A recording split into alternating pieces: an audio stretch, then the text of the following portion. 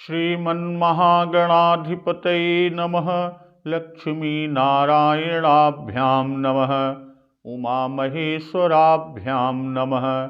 वाणीहिरण्यगर्भाभ्यां नमः। शचीपुरन्दराभ्यां नमः।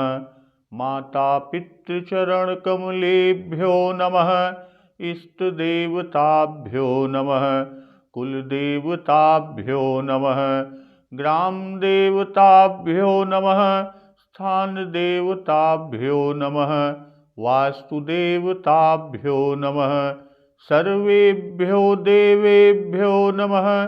सर्वेभ्यो ब्राह्मणेभ्यो नमः। श्रीगुरुचरणकमलेभ्यो नमः।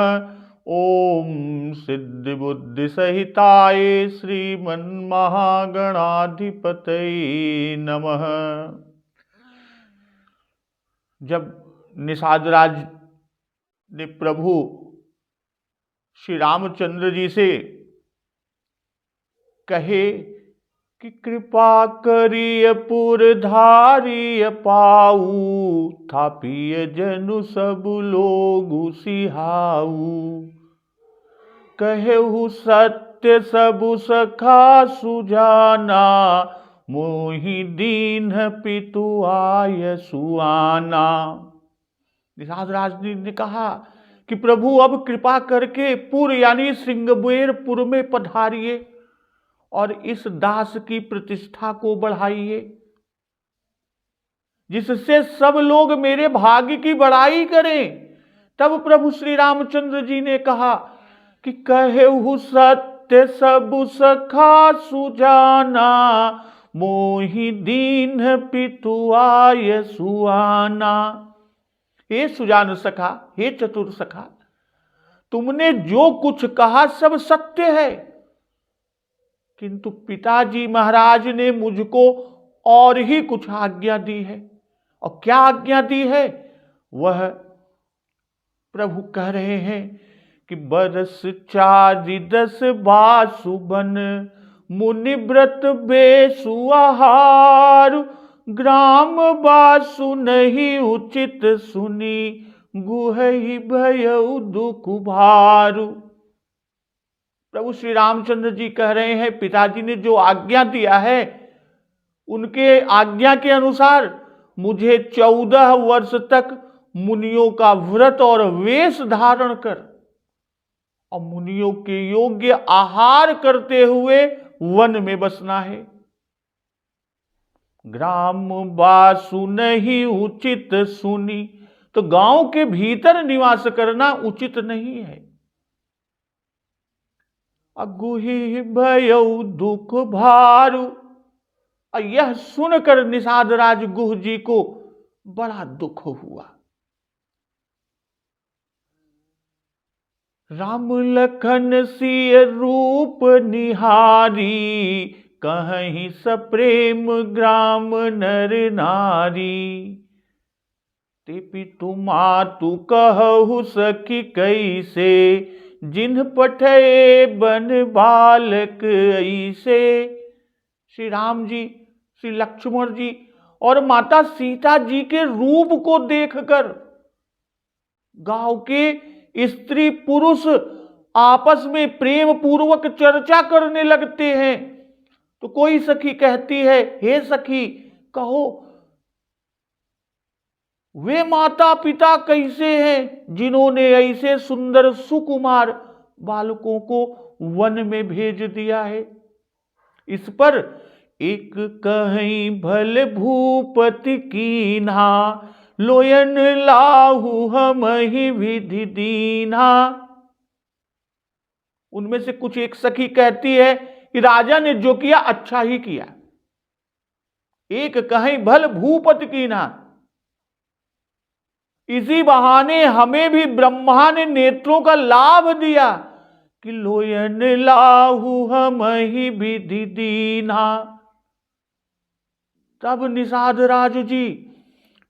निषादपति उरे अनुमाना, तरु सिंसुपा मनोहर जाना। तब निषाद राज जी ने हृदय में यह अनुमान किया तो अशोक के पेड़ को उनके ठहरने के लिए मनोहर समझा। ले रघुनाथ ही ठाऊ दिखावा, कहो राम सब भांति सुहावा। निषाद राज ने रघुनाथ जी को ले जाकर वह स्थान दिखाया। कहो राम सब भांति सुहावा। तब श्री रामचंद्र जी ने वह स्थान देख कर कहा कि यह सब प्रकार से सुंदर है। तो पुरजन करी जोहारु घर आए, रघुबर संध्या करन सिधाए। पूर्ववासी लोग जोहार यानी वंदना करके अपने अपने घर लौटे और प्रभु श्री रामचंद्र जी संध्या करने के लिए चले। इधर गुहु सवारी साथरी डसाई, कुस किस लय मय मृदुल सुहाई। निषाद राज ने इसी बीच कुश और कोमल पत्तों की कोमल और सुंदर साथरी यानी बिछौना सजाकर बिछा दिया। सुचि फल मूल मधुर मृदु जानी, दो न भरी भरी राखे सी पानी। और पवित्र मीठे और कोमल देख देख कर दोनों में भर भर कर फल मूल और पानी रख दिया।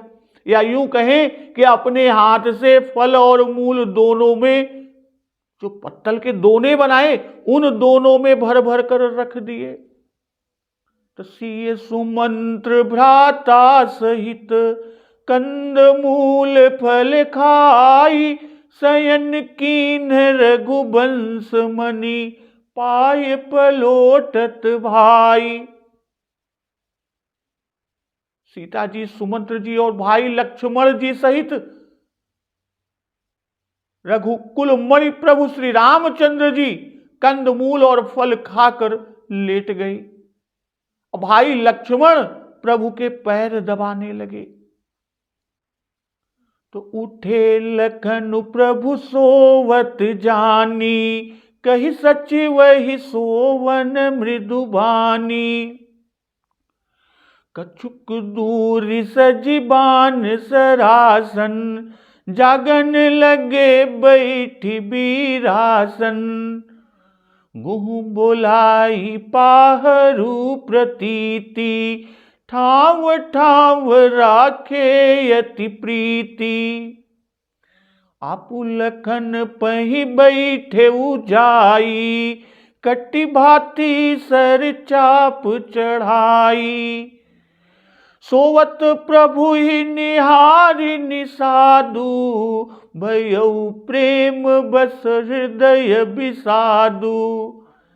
तनु पुलकित जल लोचन बहई, बचन सप्रेम लखन सन कही।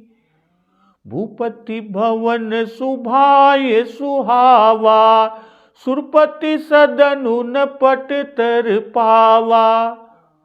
मणिमय रचित चारु चौबारे, जनु रतिपति निज हाथ संवारे। सुचि सुविचित्र सुभोगमय, सुमन सुगंध सुबास। पलंग मंजुमणि दीप जह, सब विधि सकल सुपास।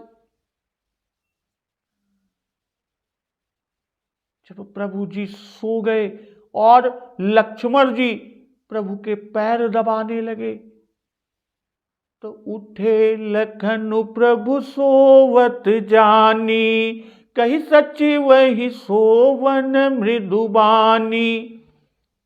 फिर प्रभु श्री रामचंद्र जी को सोते जानकर लक्ष्मण जी धीरे से उठे और अत्यंत कोमल वाणी से मंत्री सुमंत्र जी को सोने के लिए कहकर अकछुक दूर सजीबान सरासन, जागन लगे बैठी बीरासन।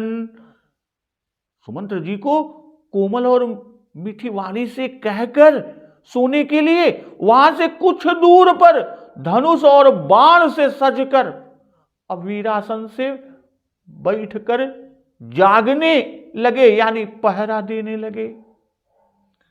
गुहु बुलाई पाहरू प्रतीति, ठाव ठाव राखे यति प्रीति। तो निषाद राज गुह ने विश्वास पात्र पहरेदारों को बुलाकर और अत्यंत प्रेम से जगह जगह पर नियुक्त कर दिया। आपु लखन पही बैठे जाई, कटी भाथी सर चाप चढ़ाई। और स्वयं कमर में तरकस बांधकर और धनुष पर बाण चढ़ाकर लक्ष्मण जी के पास जा बैठे।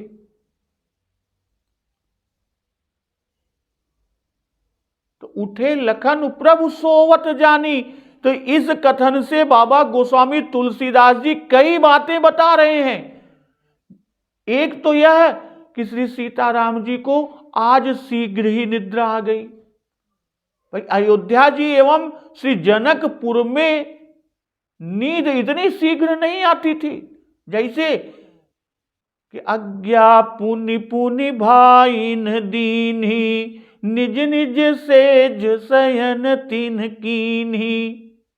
अयोध्या में और जनकपुर में कि पुनि पुनि प्रभु कह सोवहु ताता, पौढ़े धरि उर पद जल जाता। दूसरी बात कि आज त्रैलोक के पावनी सुरसरी मां गंगा जी के तट पर सिंसिपा वृक्ष के नीचे और नैसर्गिक सुमन सुगंधित शीतल मंद पवन में कुश और किसलय में साथरी पर इस आनंद की नींद और इतनी शीघ्र आने से बता रहे हैं कि युगल सरकार प्रभु श्री रामचंद्र जी का चित्त श्री अवध और मिथिला से भी अधिक निश्चिंत और प्रसन्न है। अध्यात्म रामायण में इस भाव का श्लोक कुछ इस प्रकार है कि उवास तत्र नगर प्रासादाग्रे, यथापुरा सुखवाप तत्र वैदेह्या पर्यंक इव संस्कृते। अर्थात पहले जिस प्रकार अयोध्यापुरी के महल में श्री जनक नंदिनी जी के सहित सुसज्जित पलंग पर प्रभु श्री राम लेटा करते थे, उसी प्रकार कुश और पत्तों की सैया पर सो गए। और तीसरी बात, श्री लक्ष्मण जी की नित्य की रात्रिचर्या जो आज से शुरू होगी वह भी बता दिए कि अब लक्ष्मण जी 14 वर्ष तक रात्रि न सोएंगे, रात्रि में सोएंगे नहीं। श्री सीताराम जी के शयन करने पर पहरा दिया करेंगे। और चौथी बात, आज जो सोने की आज्ञा का उल्लेख नहीं हुआ वह इसलिए कि आज आज्ञा नहीं ही दी गई, क्योंकि प्रभु जानते हैं कि लक्ष्मण जी सोएंगे नहीं। और उठे लखन प्रभु सोवत जानी, इससे जो पांचवी बात बाबा गोस्वामी दास जी कह रहे हैं कि लक्ष्मण जी द्वारा निषाद राज को परमार्थ का उपदेश भी करना है। लक्ष्मण जी द्वारा निषाद राज को परमार्थ का उपदेश भी कराना है। और लोक व्यवहार के अनुसार सफर से थकावट होती है, इसलिए भी शीघ्र नींद आ गई। अकहि सचिव वही सोवन मृदुबानी, क्योंकि मंत्री सुमंत्र जी बड़ी चिंता में है कि कैसे कैसे कष्ट ये पा रहे हैं और कैसे प्रभु लौट चले। यह सब सोच के मारे सुमंत्र जी व्याकुल हैं, सोते नहीं हैं। इसलिए मृदुवाणी कहकर सुमंत्र जी को सोने को भेजा। और श्री सीताराम जी शयन कर रहे हैं, कहीं उनकी निद्रा न भंग हो जाए, इससे मृदु धीमी वाणी से बोले और इसी से चरण सेवा बंद करके उठाए। तो यहां एक उपदेश है कि जहां गुरुजन सोते हो वहां यदि बोलने की आवश्यकता, पहली बात तो बोले ना, और यदि आवश्यकता पड़े बोलने की तो बहुत धीमे बोले। कछुक दूर सजीबान सरासन, जागन लगे बैठी बीरासन। न बहुत दूर और न बहुत पास, न तो बहुत दूर से न बहुत पास से पहरा ठीक बन सकता, इसलिए कुछ दूर पर बैठे, रोदा चढ़ाकर वीरासन से बैठे, अर्थात सावधान होकर पहरा देने लगे, जैसे राजाओं के यहां पहरा रहता है। श्री लक्ष्मण जी ने निषाद राज, लक्ष्मण जी से निषाद राज ने शयन करने को कहा। तब लक्ष्मण जी ने उत्तर दिया कि श्री रामचंद्र जी श्री सीता जी के साथ भूमि पर सो रहे हैं, तो ऐसी दशा में कैसे सो सकता हूं या जीवन के अन्य सुखों को भोग सकता हूं। ऐसा वाल्मीकि जी लिखते हैं कि कथम दास रथौ भूमौ शयाने सह सीतया, सख्या निद्रा मया लब्धुम जीवितम वा सुखानि वा। श्री सीताराम जी सुखपूर्वक शयन करे, इस विचार से श्री लक्ष्मण जी जाग रहे हैं कि तम जागृतम दंभेन भ्रातुरर्थाय लक्षणम। इधर निषाद राज ने गुह बुलाई पाहरू प्रतीति, ठाव ठाव राखे यति प्रीति। नाके नाके पर पहरा बिठा दिया, जगह जगह पर। यहां कोई ऐसा भय नहीं था कि ऐसा करता, और ऐसा करने का कारण अति प्रीति बता रहे हैं। श्री राम जी में अत्यंत प्रेम है निषाद राज जी का, इससे स्थान स्थान पर कई कई पहरे बिठा दिए। भाई जिनमें अत्यंत प्रीति और प्रतीति होती है उन्हीं को पहरे पर बिठाया। पुत्र में प्रीति और मित्र में प्रतीति होती है, सुत की प्रीति प्रतीति मीत की। पुत्रों और मित्रों को पहरे के लिए नियुक्त किया, और स्वयं आपुलखन पही बैठे जाई, कटी भाती सर चाप चढ़ाई। तरकस कसकर बाण लेकर और धनुष पर चढ़ाकर लक्ष्मण जी के पास निषाद राज जी आ बैठे, जो आज्ञा हो सो करूं। अब हाथी, इनके यहां छोटे छोटे तरकस बाण और धनुष है।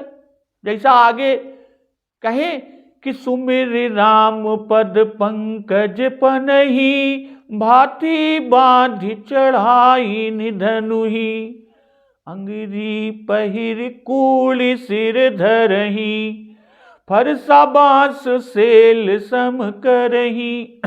श्री राम। तो वह सब गंवारू ठाठ है, जैसे बड़े राजाओं के यहां बड़े बड़े शस्त्र और अस्त्र होते हैं, वैसे नहीं है इनके पास। लक्ष्मण जी धनुष चढ़ाए बाण लिए बैठे हैं, इसलिए उन्हें देखकर निषाद राज भी वैसे ही जा बैठे। कहने का भाव, पास जाकर बैठने के पीछे का भाव कि श्री रामानुज जी से कुछ न कुछ सत्संग की चर्चा हो जाएगी। रामानुज जी अर्थात लक्ष्मण जी से कुछ न कुछ सत्संग की चर्चा हो सकेगी, और इससे निद्रा का आक्रमण भी नहीं होगा, निद्रा भी हावी नहीं होगी, नींद नहीं आएगी। और जब निषाद राज स्वयं सजग रहेंगे, तब जो कोने कोने जगह जगह नाके नाके पर बैठे हुए पहरेदार हैं वो भी सजग रहेंगे। तो सोवत प्रभु ही निहारी निषादु, भयउ प्रेम बस हृदय विषादु। प्रभु को साथरी पर सोते हुए देखकर प्रेम के कारण निषाद राज के हृदय में बड़ा दुख हुआ। तनु पुलकित जल लोचन बहही, बचन सप्रेम लखन सन कहही। निषाद राज जी का शरीर रोमांचित हो गया, तन पुलकित हो गया, रोमांचित हो गया। जल लोचन बहही, और नेत्रों से जल बह रहा है। अब बचन सप्रेम लखन सन कही। और निषाद राज जी लक्ष्मण जी से प्रेम सहित कुछ ये वचन कह रहे हैं कि भूपति भवन सुभाय सुहावा, सुरपति सदनु न पट तर पावा। राजा का महल स्वाभाविक ही सुंदर है, इंद्र का महल भी उसकी उपमा या समता को नहीं पाता, यानी उसकी बराबरी नहीं कर सकता। मणिमय रचित चारु चौबारे, जनु रतिपति निज हाथ सवारे। सुंदर मणि रचित चौबारे हैं, अमानो रति के पति कामदेव जी ने अपने हाथों से सजाकर बनाए हैं। तो यहां निषाद राज जी माधुर्य में पगे हुए हैं, प्रभु के माधुर्य में सने हुए हैं। इसी से प्रभु को दुखी समझकर प्रेम के मारे निषाद राज जी को दुख हो रहा है। श्री लक्ष्मण जी ऐश्वर्य कहकर निषाद राज जी के दुख को दूर करेंगे। कैसा भारी दुख है यह, उसकी दशा को दिखाकर बाबा गोस्वामी तुलसीदास जी बता रहे हैं कि सोवत प्रभु ही निहारी। इससे बता रहे हैं कि सो जाने पर जब लक्ष्मण जी उठाए तब निषाद राज जी आए। सोवत निहारी का भाव कि निषाद राज के वचनों से यह स्पष्ट है कि कुश और पत्तों पर ऐसे बड़े नाज से पले हुए राजकुमार को लेटा देखा। यह सोचकर दुख हुआ तो तनु पुलकित जल लोचन बहई, बचन सप्रेम लखन सन कहई। यह कहकर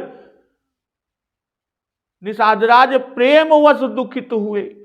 अब निषाद राज जी के प्रेम की दशा को दिखाते हैं कि उनके रोए खड़े हैं, अश्रु का प्रवाह जारी है।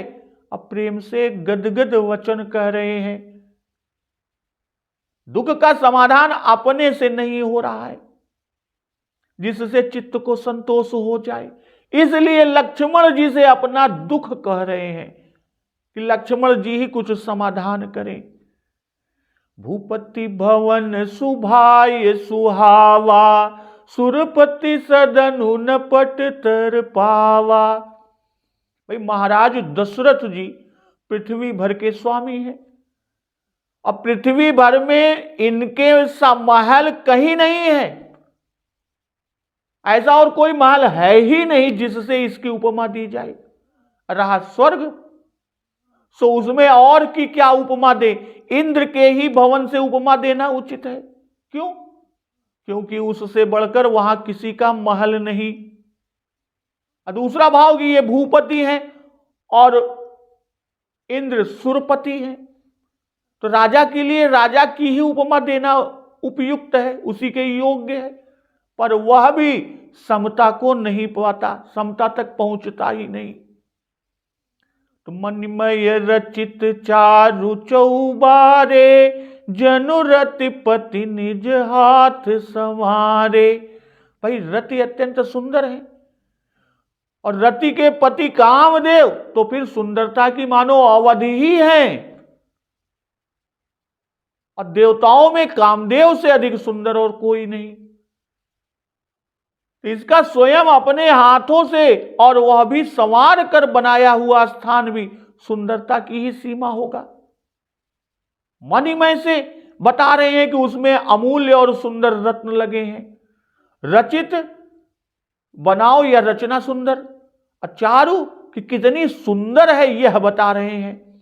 और रतिपति निज हाथ सवारे से बनाने वाले कारीगर की सुंदरता को बाबा गोस्वामी तुलसीदास जी दिखा रहे हैं। तो सुचि सुविचित्र सुभोगमय, सुमन सुगंध सुबास, पलंग मंजुमणि दीप जह, सब विधि सकल सुपास। भाई जो पवित्र है, अति विचित्र है, सुचि यानी पवित्र है, सुविचित्र अति विचित्र है, सुभोगमय सुंदर भोगमय यानी उत्तम उत्तम भोगों के पदार्थों से भरा हुआ। सुमन सुगंध सुबास, सुमन यानी फूल और सुगंध इत्र गुलाब केवड़ा आदि सुगंधित द्रव्यों से सुवासित है। अर्थात जहां इनकी सुगंध फैली हुई है, जहां सुंदर मणिमय पलंग, पलंग मंजुमणि दीप जह सब विधि सकल सुपास, कि सुंदर मणिमय पलंग और सुंदर मणिमय दीपक हैं, जहां सब प्रकार की सुपास है, सब प्रकार की सुविधा है। तो सुचि विचित्र सुभोगमय, तो सुचि का भाव, बहुत लोगों के घर सुंदर बने होते हैं पर पवित्र नहीं होते, जैसे यवनों और अंग्रेजों के। और यह पवित्र है, विचित्र है, क्यों? क्योंकि रंग बिरंग के अनेक मणियों का ही बना है और जिसमें चित्रकारी भी है। सुभोगमय, वहां सब सिद्धियां रहती हैं जो श्री सीताराम जी की सेवा किया करती हैं। तो ही सेवहि सब सिद्धि कर जोरे, सभी सिद्धियां हाथ जोड़े सेवा के लिए तत्पर हैं। इसीलिए यह स्थान सुभोगमय है, शुचि है, अर्थात स्नान के लिए वहां सब तीर्थों का जल रखा है। स्नान के बाद भोजन चाहिए, इसलिए सब भोग के सुंदर पदार्थों से भरा हुआ है। अब भोजन के बाद फूल माला इत्र आदि सुगंध चाहिए, वह सब वहां। इसके बाद विश्राम के लिए पलंग चाहिए, तो सो वहां सुंदर मणियों का पलंग है। और रात्रि में दीपक चाहिए, सो वहां मणि के दीप हैं, जिसमें कालिक दुर्गंध या गर्मी नहीं, न तेल और बत्ती का काम, न बुझने का डर। और भी जो जो पदार्थ आराम के चाहिए वे सब हैं। तो विविध बसन उपधान तुराई, क्षीर फेन मृदु विशद सुहाई, जहां ओढ़ने और बिछाने के अनेकों वस्त्र, विविध बसन उपधान तुराई, तकिए तोशक हैं जो दूध के फेन के समान कोमल और उज्जवल तथा सुंदर हैं। तहसीय राम शयन निशिकरही, निज छवि रति मनोज मृदु हरही, वहां श्री सीताराम जी रात में सोया करते और अपनी छवि से रति और कामदेव के गर्व का हरण करते। तेसीय राम साथरी सोए, श्रमित बसन बिनु जाहि न जोए, वही श्री सीताराम जी थके हुए और बिना वस्त्र के साथरी पर सो रहे हैं। यानी न वो मखमल बिछौना है, न मखमल ओढ़ने का है, जो वलकल वस्त्र पहने हैं वही पहने पहने सो रहे हैं। तो ऐसी दशा में निषाद राज जी जो देख रहे हैं तो देखे नहीं जाते, अर्थात इस दशा में सोते हुए देख निषाद राज जी को बड़ा दुख लगता है। तो पलंग पर का अब सामान कहते हैं कि दूध के फेन के समान, अर्थात सब शुक्ल है, क्योंकि भगवान शुक्ल वस्त्र धारण करते हैं। शुक्लांबर धरम विष्णु। और क्षीर फेन, इस उपमा के समान मृदित्व के लिए अन्य उपमा ही नहीं मिलेगी। और इससे निर्मलता, परम शुभ्रता और सुचिता भी बता रहे हैं। भाई क्षीर सागर के फेन के समान मृदु, ऐसा भी अर्थ है। तहसीय राम शयन निशिकरही, कि अब इसी तरह माता सीता और प्रभु श्री राम जी रात को सोया करेंगे। रति मनोज मृदु हरही, कब? निज छवि रति मनोज मृदु हरही। श्री सीता जी रति के मद को और प्रभु श्री राम जी कामदेव के मद को नष्ट करते हैं। यह रात्रि के विहार का स्थान है। इसी से कामदेव के सवारने की उत्प्रेक्षा किए कि जनु रति पति निज हाथ सवारे। और काम और रति के ही मद को हरण करना कह रहे हैं। क्यों? क्योंकि वहां भूप भवन में श्रृंगार ही प्रधान है।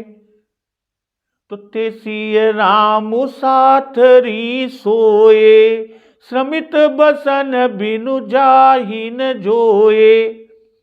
भाई जो ऐसे महल में ऐसे सजे हुए पलंग पर शयन करते थे, वे पृथ्वी पर पत्तों पर सो रहे हैं। श्रमित का भाव कि ऐसे कोमल बिछौनों पर सोने वाले प्रभु और माता सीता, उनको साथरी पर कैसे नींद आ सकेगी, कैसे नींद आ सकती है? थके हैं इससे तो सो गए, नहीं तो कब सो सकते थे। थकावट में निद्रा बहुत आती है, श्रमित भूप निद्रा यति आई। और दूसरा कारण निद्रा का यह भी कि पहले रात्रि के तमसा पर जगे हुए हैं। भाई लक्ष्मण देखते हो, निषाद राज जी कह रहे हैं, भाई लक्ष्मण देखते हो जो रघुनाथ जी अपने भव्य भवन के सुंदर बिछौनों से युक्त सुवर्ण निर्मित पलंग पर लेटते थे, वे ही आज श्री सीता जी के सहित कुश और पत्तों के साथरी पर पड़े हैं, सो रहे हैं। मातु पिता परिजन पुरवासी, सखा सुशील दास अरुदासी। भाई माता पिता कुटुंबी पुरवासी यानी प्रजा, सुंदरशील स्वभाव वाले सखा दास और दासियां, ये सब जिनकी अपने प्राणों की तरह रक्षा करते थे कि जग वही जिन्हि प्राण की नाई, महिषोवत तेई राम गोसाई। वे ही श्री राम गोसाई प्रभु श्री राम आज जमीन पर सो रहे हैं। पिता जनक जग विदित प्रभाऊ, ससुर सुरेश सखार घुराऊ।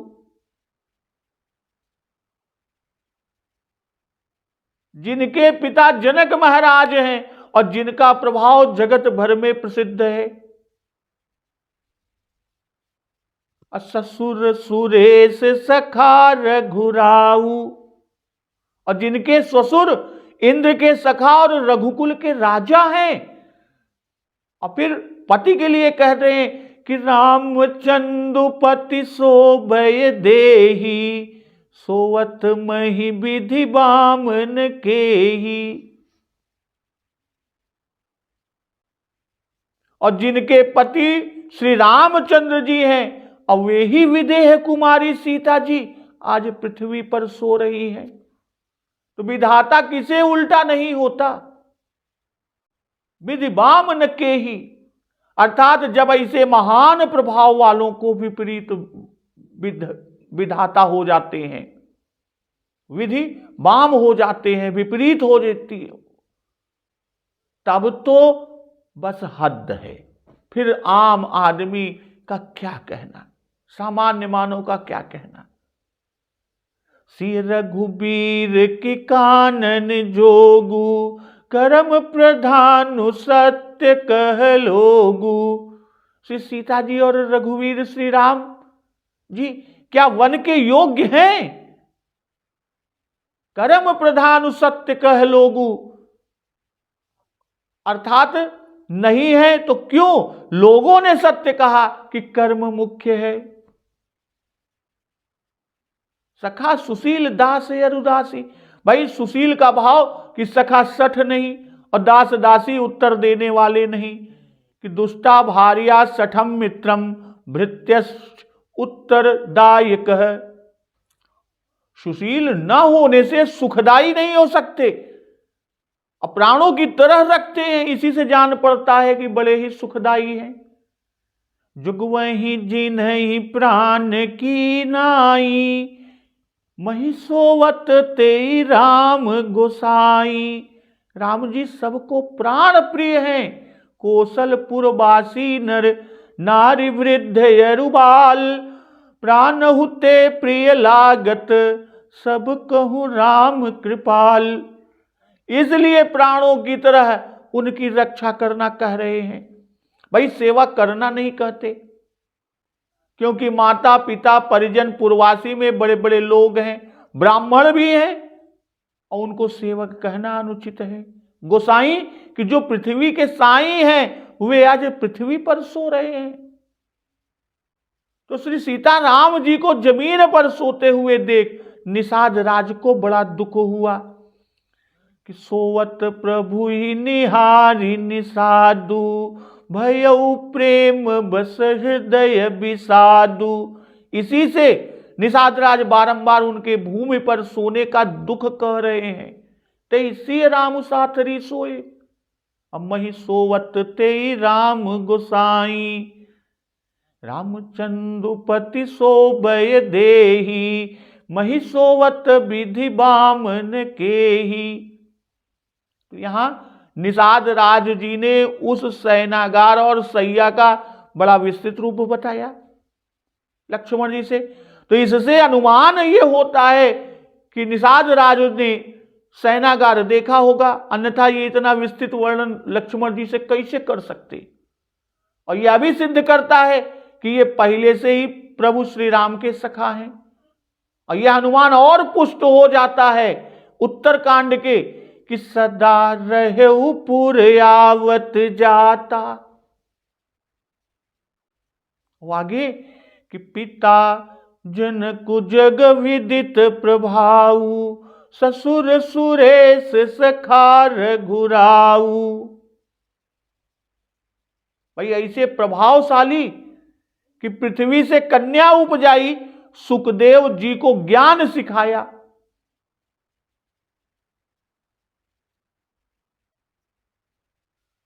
भाई जिनके पिता जनक जी हैं, जिनका प्रभाव जगत में प्रसिद्ध है, जिनके ससुर इंद्र के मित्र रघुराज दशरथ जी हैं, रामचंद्रपति सोबय देही, सोवत मही विधि बामन केही। भाई चदि धातु आह्लाद अर्थ का वाचक होता है, इसलिए रामचंद्र का भाव कुछ इस तरह है कि ये ब्रह्मांड भर को आह्लाद देने वाले हैं। और रकार अग्नि बीज है और अग्नि ताप युक्त होता है। इसी से रकार रहित रामचंद्र शब्द का प्रयोग बाबा गोस्वामी तुलसीदास जी करके बता रहे हैं कि श्री सीता जी को परम प्रसन्नता, शीतलता और संतोष देने वाले तथा उनका सब ताप दुख हरण करने वाले ऐसे पति हैं। फिर भी वह वैदेही तपस्वी के समान आज भूमि पर सो रही है। तो विधि बाम न केही, और विधि बाम की करनी कठिन। तो यहां पिता, ससुर और पति तीनों का प्रभाव, भाई पिता का प्रभाव कि जग विदित है, ससुर का प्रभाव स्वर्ग तक विदित है और पति का प्रभाव ब्रह्मांड भर में विदित है। इसलिए कहते हैं कि कर्म प्रधान सत्य कह लोगु। भाई निषाद राज ने पहले विधि को बाम कहा, अब कर्म को प्रधान कह रहे हैं। तात्पर्य कि विधि की वामता कर्म से होती है कि कठिन कर्म गति जान विधाता, शुभ अरु अशुभ कर्म फलदाता। अब भर्तृहरि जी ने भी इसी आशय पर यह श्लोक कहा, नेता यस्य बृहस्पति प्रहरणम वज्रम सुरा सैनिका, स्वर्गो दुर्गम निग्रह किल हरैरैरावतो वारण। इत्यैश्वर्य बलान्वितोपि बलिभिर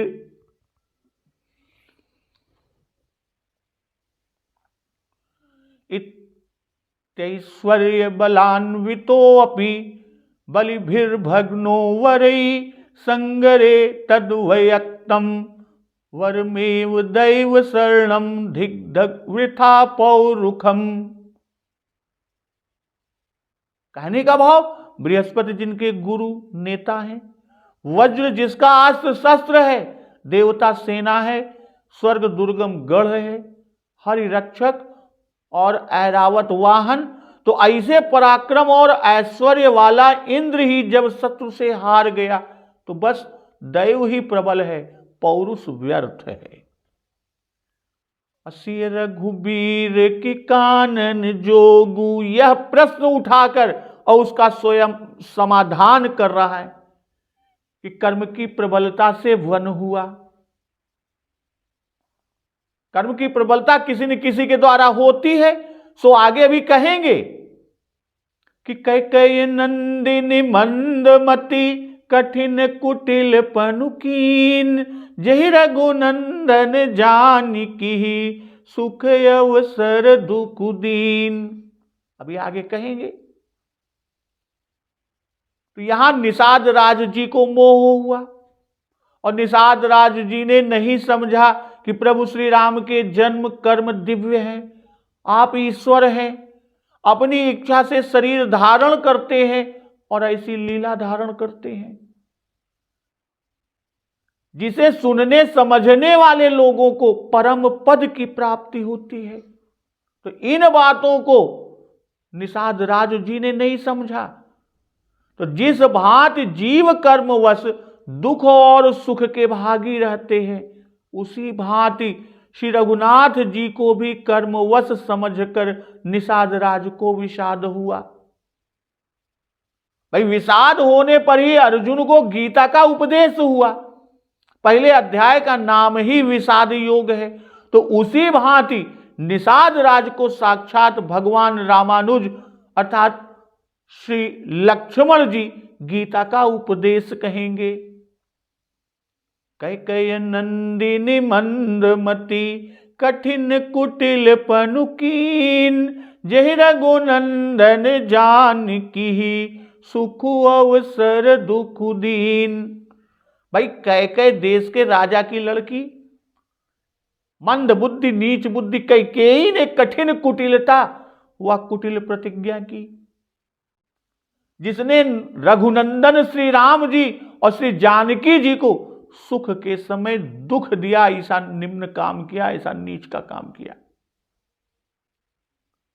भाई कुटिलता करने में बाबा गोस्वामी तुलसीदास जी ने अवध का संबंध नहीं दिया, बल्कि कैकेयी का संबंध दिया। कठिन कुटिल पनु, श्री राम जी के वनवास की प्रतिज्ञा की, यह प्रण कठिन है, अर्थात किसी के भी टाले न टल सका, और मंद बुद्धि है, इसी से कुटिलता किया। वन भेजना ही कुटिलता है। और कैकेयी नंदिनी, भाई कैकेयी कुल को आनंद देने वाली कहने के पीछे का भाव, कन्या को तो चाहिए कि वह उभय कुल आनंदायिनी हो, दोनों कुल के लिए आनंददायिनी हो, ससुरालय और मायका दोनों में। पर कैकेयी ने भरत के लिए राज्याभिषेक मांगकर केवल अपने पिता के कुल को आनंद दिया। और रघुनंदन का भाव कि जो संपूर्ण रघुकुल को आनंद देने वाले हैं और जो कैकेयी को सदा सर्वदा आनंद देते रहे, आगे भी देंगे, उन्हीं को कैकेयी ने दुख दिया। इसके द्वारा बता रहे हैं कि कैकेयी कृतज्ञ है। और सुख अवसर, दुख देने का भाव कि सुख के अवसर में जो दुख होता है वह अत्यंत असह्य और हृदय विदारक होता है। अध्यात्म रामायण में उल्लिखित है, विधाता ने श्री राम जी के इस दुख का कारण कैकेयी को बना दिया। मंथरा की बुद्धि पर विश्वास करके कैकेयी ने यह बड़ा पाप कर्म किया। और मानस के निषाद राज मंथरा वाली बात ही नहीं जानते, और जान ही कैसे सकते थे। मंथरा की बात तो जब भरत जी ननिहाल से लौटकर अयोध्या आएंगे तो अयोध्या आने पर यह बात खुलती है कि भाई मंथरा सहाय बिचारी। तो अभी इस समय निषाद राज को कैसे पता, अभी तो उसे कोई भी नहीं जानता। भक्तजन, अब इसके आगे के प्रसंग का श्रवण अमृत रसपान हम लोग अगले दिवस की कथा में करेंगे। तो एक बार जोर से बोलिए, सियावर रामचंद्र की जय, पवन सुत हनुमान की जय। जगत जननी मां जगदम्बा की जय, गुरुदेव भगवान की जय। उमापति महादेव की जय। जय श्री राम।